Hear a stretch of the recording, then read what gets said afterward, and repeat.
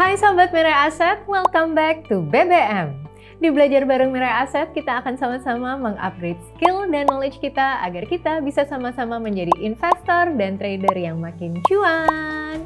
Dan kali ini kita akan membahas salah satu strategi dari investor ternama dunia yang mengawali karirnya sebagai caddy golf sampai akhirnya bisa mengelola dana kelolaan yang tadinya 20 juta dolar menjadi 14 miliar dolar.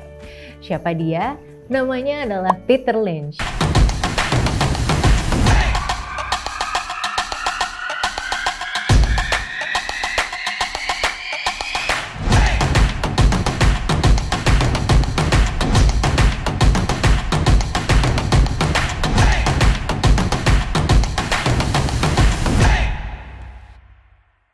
Dan kali ini saya ditemani Pak Agus. Hai Pak Agus. Hai Bu Alia. Hai sahabat Mirai Aset. Dan langsung saja kita bahas bagaimana strateginya Peter Lynch untuk menumbuhkan compound annual growth rate sebesar 29,2% selama ia bekerja.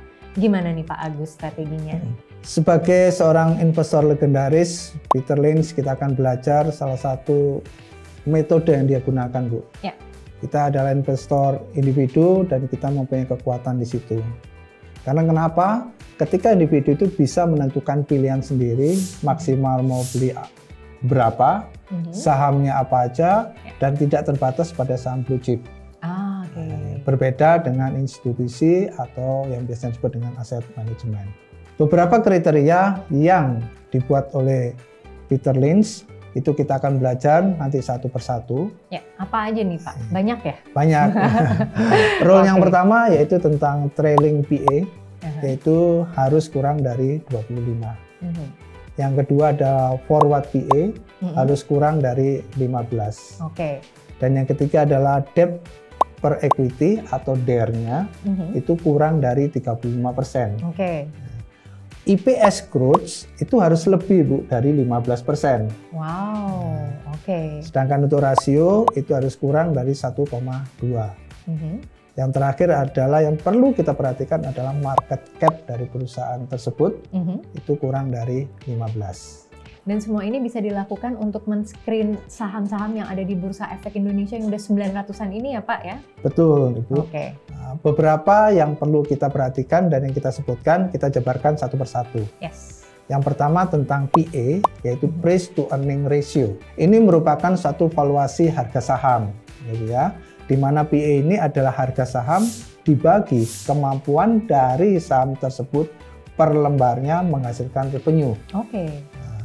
Dengan PE ini kita bisa melihat bagaimana harga wajar saham tersebut. Jadi berapa sih saham ini harusnya dinilai gitu ya Pak ya? Betul. Sesuai dengan yang sudah disampaikan di atas bahwa PE harus kurang dari 25. Di kemudian hari si Lynch itu merilis dua lagi Bu variasi dari rasio yang baru, yaitu PEG, Price Earning to Growth, dan Dividend Adjusted Ratio. Kita bahas sekarang apa sih sebetulnya PEG. Itu merupakan forward price to earning. Jadi ini merupakan metrik valuasi yang digunakan untuk melihat perbandingan harga saham perusahaan dengan proyeksi pendapatan per lembar sahamnya di masa yang akan datang. Dan berarti kita menggunakan data historis gitu ya Pak ya? Betul. Jadi proyeksi pendapatan daripada PEG ini adalah digunakan untuk 12 bulan berikutnya. Karena kita ngitungnya per year. Formula daripada forward PEG ini adalah harga saham saat ini dibagi oleh proyeksi EPS, earning per share, estimated future EPS. Selanjutnya sahabat Mirai Aset, kita akan belajar tentang trailing PE. Apa sih yang dimaksud dengan trailing PE? Jika forward PE tadi menggunakan earning per share-nya itu future, proyeksi ya? Proyeksi. Maka trailing PE menggunakan kinerja masa lalu. Jadi lebih real ya Pak ya? Betul. Jadi di sini adalah harga saham dibagi daripada histori EPS di masa yang lalu.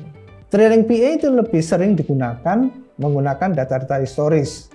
Jadi ini sudah mencerminkan keadaan harga saham yang sebenarnya. Jadi bukan suatu proyeksi. Trailing PE ratio itu adalah sama dengan harga saham saat ini dibagi trailing 12 bulan EPS data tahun ke belakang. Selanjutnya teman-teman yang sudah kita pelajari selama ini adalah tentang DER. Gitu ya, total utang, total debt dibagi dengan equity ratio. Ini melihat seberapa besar kemampuan suatu perusahaan itu untuk membiayai operasionalnya. Apakah itu dari hasil revenue atau menggunakan utang. Semakin tinggi DER, debt equity ratio, maka semakin beresiko. Dikarenakan semua pembiayaan menggunakan utang. Jadi ternyata perusahaan bisa dilihat tidak sehatnya perusahaan beroperasi nih dari kekuatan DER-nya ini ya. Betul. Apakah perusahaan beneran menggunakan seluruh biaya operasionalnya dari hutang atau dari revenue yang dihasilkan ya Pak ya? Betul Bu. Tetapi untuk rasio DER ini tidak boleh disamaratakan pada semua industri ya Bu. Nah, itu yang terpenting. Nah sebetulnya formula sederhananya DER adalah total liabilitas dibagi oleh total saham yang beredar di para pemegang saham.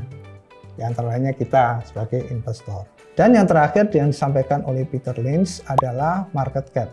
Market cap ini adalah suatu harga suatu perusahaan dari seluruh saham yang beredar. Nah, dibandingkan dengan perusahaan yang lain. Jadi sederhananya market cap itu adalah jumlah saham yang beredar dikalikan harga saham. Di sini digunakan untuk mengukur besar kecilnya perusahaan tersebut. Dengan demikian kita akan mengevaluasi kinerja perusahaan berdasarkan dari market cap yang dimiliki. Sahabat Mirai Aset, kita akan belajar langsung praktek melalui HOTS Home Online Trading System dari Mirai Aset Sekuritas. Kita buka HOTS, lalu pilih menu Information, kita pilih Financial Statement, lalu kita pilih Cash Flow.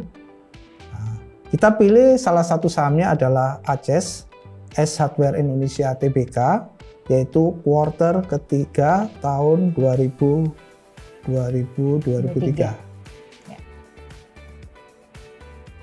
Nah, di sini kita bisa melihat yang pertama bagaimana sih PER-nya yang sudah dijelaskan tadi, yaitu PER ini adalah sebesar 19,9.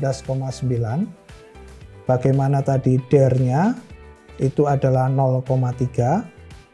Nah, sekarang bagaimana kita melihat market cap daripada ACES? Kita bisa buka di menu quote, lalu kita pilih stock price, kita masukkan kode sahamnya ACES, S Hardware Indonesia Tbk, maka kita bisa melihat di sini adalah market cap itu dalam kurung M artinya million, jadi 13 triliun 720 miliar. Nah, ini salah satu contoh yang memudahkan kita bagaimana dari analisa Peter Lynch tadi kita sudah dapatkan sumber datanya dengan mudah. Yang namanya strategi pasti ada pro dan kontranya nih Pak Agus ya. Mungkin ada nggak sih kelemahan atau hal-hal yang harus diwaspadai dari strategi Peter Lynch ini? Setelah kita belajar dari Peter Lynch, memang ada beberapa yang perlu kita jadikan note ya, perhatian. Yang pertama, untuk yang kita menggunakan metode Peter Lynch itu apabila market bergairah. Itu sangat bagus. Bagus ya. Oh, jadi marketnya juga lagi kondusif ya Pak. Betul. Ya. Oke. Yang kedua, kalau di Indonesia ini masih belum begitu tepat, dikarenakan karena perjalanan pasar modal Indonesia itu masih belum sepanjang semaju Amerika kali ya. Oke. Betul. Terus yang kedua, untuk pencatatan di laporan keuangan dasar akuntansinya masih berbeda-beda.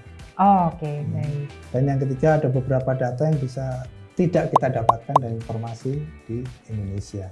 Oke, baik. Terima kasih loh Pak Agus atas ilmu dan juga cara kita memitigasi risiko dari strategi ini. Memang belajar laporan keuangan itu bukan hal yang mudah ya Pak ya. Tapi dalam jangka panjang ini adalah sebuah investasi yang bisa memaksimalkan cuan di portofolio kamu. Dan gunakanlah strategi rasio dari Peter Lynch sebagai stock screener yang bisa membantu kamu mendapatkan winning stock. Tapi jangan lupa untuk dikombinasikan dengan kemampuan dan kapabilitas yang ada. Terima kasih banyak ya Pak Agus atas sharing ilmunya terkait strategi Peter Lynch di hari ini untuk sahabat Mirai Aset. Terima kasih Bu Alia, terima kasih sahabat Mirai Aset. Dan Sobat Mirai Aset, saksikan terus belajar bareng Mirai Aset di mana kamu bisa membuat portofolio yang powerful dan cuan yang wonderful. Sampai jumpa di belajar bareng Mirai Aset selanjutnya dan pastinya happy cuan!